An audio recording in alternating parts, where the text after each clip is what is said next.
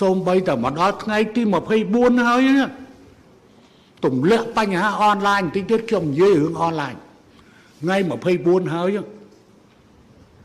មកវាយប្រហារកម្ពុជាអំពីបញ្ហាអនឡាញ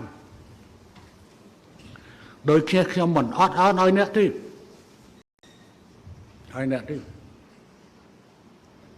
ហើយកម្ពុជាក៏មិនអាចធ្វើការជាមួយនាយករដ្ឋមន្ត្រីបែបនេះកើតដែរយើងរងចាំធ្វើការជាមួយនឹងនាយករដ្ឋមន្ត្រីថ្មីកុំថាខ្ញុំជ្រៀតជ្រែកលូកដៃទៅលើបញ្ហាការទម្លាក់រដ្ឋាភិបាលថៃអត់ទេប៉ុន្តែខ្ញុំគ្រាន់តែផ្ដល់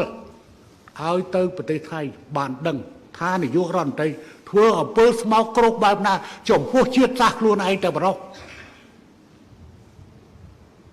ការប្រមាថចំពោះនាយទាហានម្នាក់ដែលជាប្រធានយោធភូមិភាគ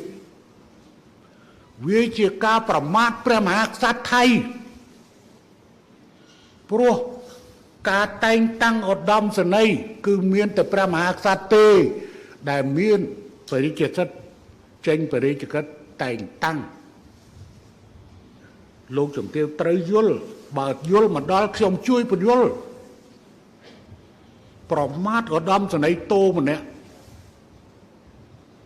មិនចាប់បាច់ដល់ឧត្តមសេនីយ៍តូទៅខ្ញុំហៅថាឧត្តមសេនីយ៍អញ្ចឹងទៅ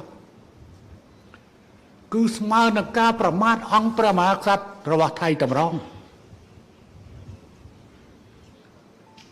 តើជាអំពើអ្វីទុកឲ្យថៃវិនិច្ឆ័យខ្លួនឯងទៅប៉ុន្តែសម្រាប់ហ៊ុនសែនលោកជំទាវថាតាក់ទិចចរចាឬយុទ្ធសាស្ត្រចរចា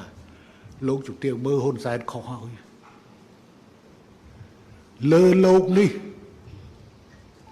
ដូចជាមិនតាន់មាននរណាដែលអាចបោកប្រាស់ហ៊ុនសែនទៅរួចទេដែលអាចមានព្រៀបលើការចរចាជាមួយហ៊ុនសែនទេ